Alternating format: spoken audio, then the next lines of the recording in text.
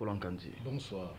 Alors, pour ce nouveau numéro sur la chaîne Laurent Matisse, nous aurions à débattre sur un point qui a suscité un tollé entre-temps, à savoir l'interview de Denis Sassou Nguesso sur la chaîne France 24.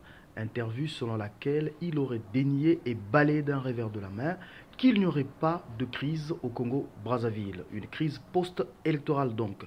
Selon Sassou Nguesso, Ntumi n'est qu'un terroriste et que les prisonniers que nous appelons prisonniers politiques ne le sont en fait que pour des faits communs de droit. Alors, Monsieur Le Folankandi, les Congolais voudraient aussi avoir votre avis des faits. Qu'est-ce que vous en pensez, Monsieur Le Folankandi? Merci beaucoup de votre question.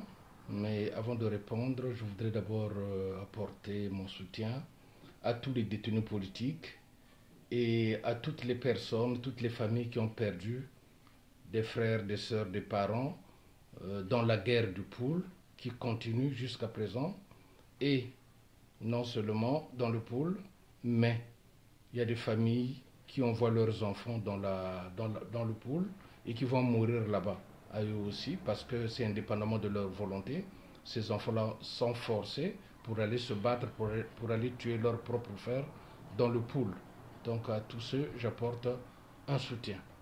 Maintenant, pour répondre directement à votre question de Denis Sassou Nguesso, je disais que vous l'appelez monsieur, moi je ne l'appelle pas monsieur, je l'appelle Denis Sassou Nguesso. Je ne le reconnais pas comme président de la République, hein. Même en Europe, aux États-Unis, le monde ne reconnaît pas Denis Sassou Nguesso comme président de la République. C'est un bandit. Il traite Ntumi de terroriste, mais moi je pense que le vrai terroriste, c'est lui. Donc voilà pourquoi vous me permettrez que je puisse l'appeler Denis Sassou Nguesso, le tyran. Bien. Maintenant, comme il dit que dans le Poul, il n'y a rien, bon mais, il n'a qu'à, lui et ses enfants, faire une petite visite de courtoisie à Vinza, à Kinkala, à Boko, mais dans le Poul. Qu'il se retrouve là-bas, qu'il discute un peu avec la population, puisqu'il n'y a rien dans le Poul. C'est ce qu'il a dit aux journalistes, même le journaliste qui lui posait des questions. Justement, oui. Était vraiment déçu. Était vraiment déçu, il tremblait de ses jambes. Un bandit comme ça, il veut retourner la situation. Alors qu'il y a une guerre qui est en train de sévir là-bas, dans le Poul grave, les gens meurent. Mais pourquoi il n'était pas présent l'autre fois qu'il y avait, on avait étalé les cercueils dans le boulevard national? Mais pourquoi il n'était pas là? Mais c'était des officiers qui s'étaient fait tuer là-bas. Pourquoi il n'était pas là? Donc le fait que Sassou dise qu'il n'y a pas la guerre là-bas, de toute façon le monde regarde. C'est pour la première fois, je dis bien c'est pour la première fois, que je vois dans un pays, que ce soit un pays européen, un pays africain, dans un pays où il y a la guerre, qu'un tyran, utilise les BEM 21, les armes lourdes, qui avaient fait tomber Hitler en Allemagne pendant la Deuxième Guerre mondiale. Mais Sassou Nguesso les utilise dans le Poul. Les Américains ont des satellites, les Français et les autres grands pays. Ils sont en train de voir ce qui se passe là-bas. Justement, Monsieur Le Folankandi, mais lors de cette interview, Monsieur Sassou retorque face aux journalistes comme quoi les Américains n'ont pas envoyé sur place dans la région du Poul des enquêteurs pour apporter une affirmation à ces condamnations faites. Mais ça devient un jeu de yo-yo. On ne peut pas comprendre que les Américains demandent qu'il y ait des enquêteurs sur place. Sassou Nguesso dit non. Mais quand il vient à la télévision, il vient accepter qu'il y ait des enquêteurs qui puissent aller dans le Poul pour voir ce qui se passe là-bas. Et quand les enquêteurs vont se retrouver sur place, Sassou Nguesso va dire non. Mais il gagne le temps. Il gagne le temps. Les gens, même le journaliste, j'ai bien dit, le journaliste qui l'interviewait savait que Sassou était en train de mentir. Le problème, c'est l'ONU. L'ONU, qu'est-ce qu'il fait? Qu'est-ce qu'il fait? Il fait rien. Mais les armes lourdes sont employées dans le Poul. Les BEM 21. Il y a des morts là-bas, des enfants. On regarde des images, peut-être eux, ils n'ont pas le temps de regarder, mais ceux qui sont concernés regardent les images, ils tuent tous les jours, Sassou. Ils tuent, c'est un monstre. Monsieur le Folongandi, excusez-moi une fois de plus, vous aviez dénoncé comme quoi qu'il y a eu usage des armes de guerre à dimension aussi, si on peut le dire, cruelle, des BM-21, des orgues de Staline. Est-ce que on peut déjà parler d'une efficacité ou d'une impuissance des forces armées congolaises qui fait usage des moyens aussi colossaux face à ceux qu'ils qualifient de bandes de terroristes ou des petits bandits? Est-ce qu'on peut parler d'impuissance ou de faille ou de désertion? Qu'est-ce que vous en saviez? Moi, je dis que c'est de l'impuissance parce qu'ils ne connaissent pas le terrain. Ils sont partis provoquer des gens avec la bénédiction de Dieu. Les gens qui sont là-bas se défendent, qu'on appelle le ninja.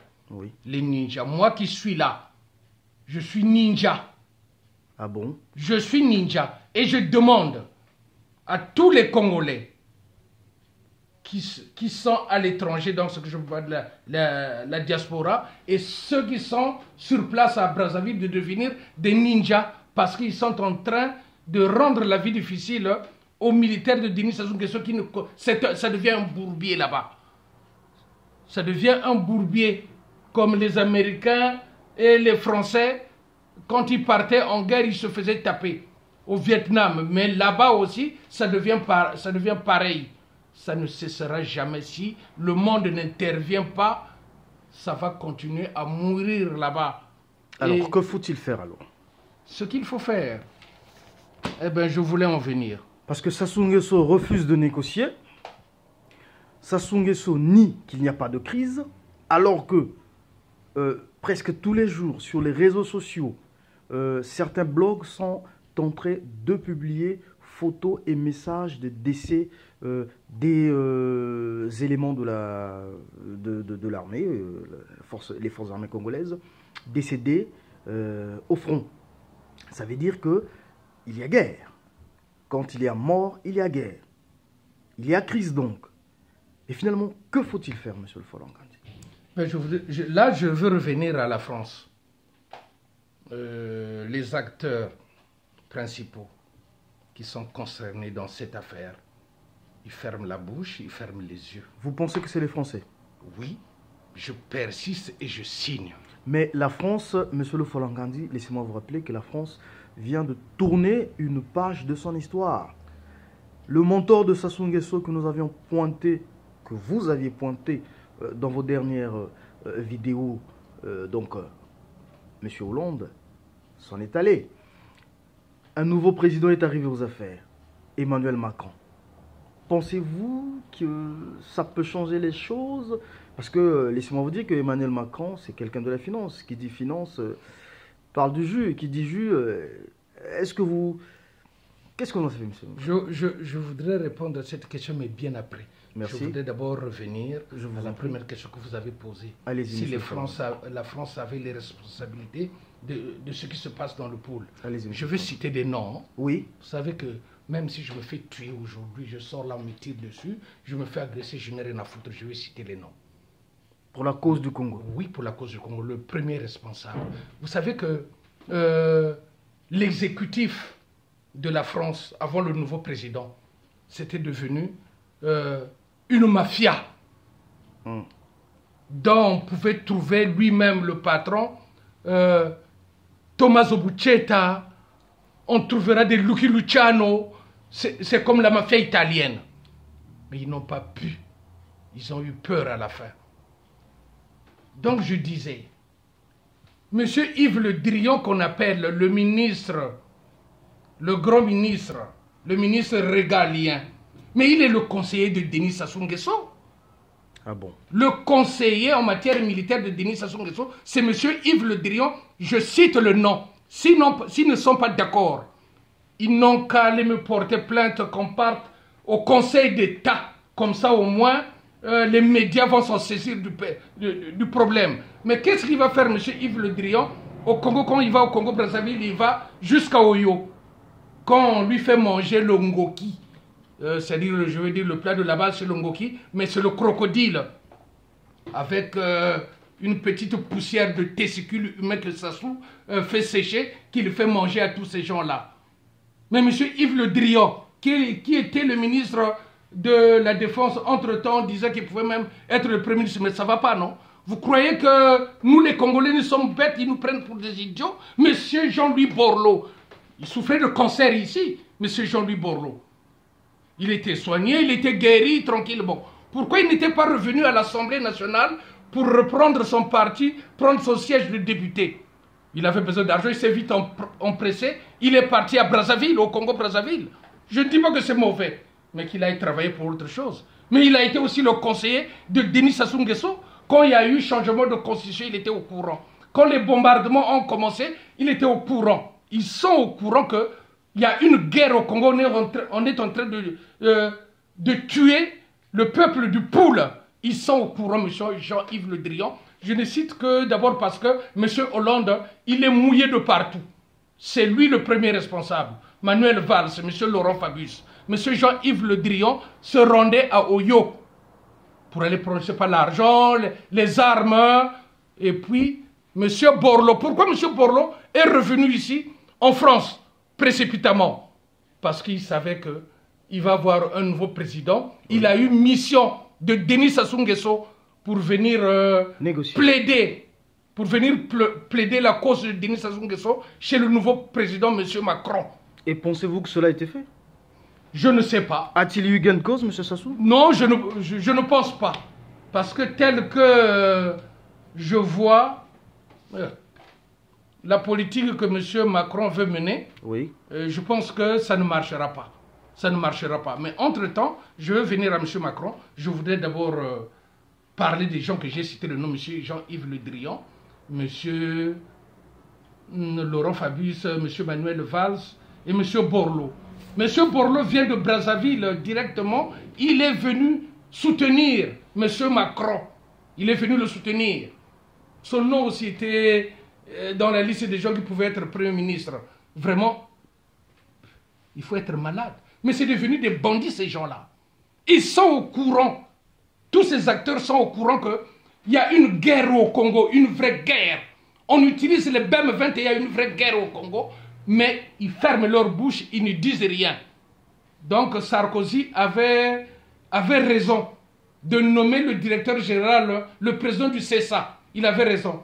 Il n'était pas hypocrite. Il s'était dit que ça va se passer comme ça. Je vais nommer le directeur général, le président du CSA. Bon, c'est moi qui vais décider des sujets que les médias peuvent débattre à la télé et à la radio. Lui, il n'était pas hypocrite, il l'avait fait. Mais M. Hollande, quand il est venu, il s'est attaqué à M. Sarkozy pour dire non, ce n'était pas le président qui devrait nommer le directeur du CSA. Mais lui, quand il a nommé son président du CSA par l'intermédiaire des amis, le Congo, on n'en parle pas à cause du CSA, Conseil supérieur d'audiovisuel. Si le Congo, on n'en parle pas, cette guerre, on n'en parle pas, c'est le CSA. Que ce soit la radio, que ce soit la télévision, ils n'en parlent pas. Ils n'en parlent pas. Mais entre-temps, les gens meurent. Moi, je suis Congolais, j'ai envie de repartir au Congo, Brazzaville. Mais je voudrais qu'on enlève Sassou. Qu'on enlève Sassou, c'est vous qui l'avez placé là. Je ne veux pas qu'il coupe mes testicules et qu'il les offre à ce prochain invité comme M. Le Drian Borloo. Donc je veux que c'est vous qui avez placé Sassou au Congo-Brazzaville. Donc vous l'enlevez. Comme ça, tous les Congolais qui ont envie de rentrer, ils vont rentrer. Monsieur Le Falangandi, les Congolais vous ont bien suivi, mais nous allons marquer une petite pause. Chers internautes, amis de la diaspora, la suite dans quelques minutes. Merci.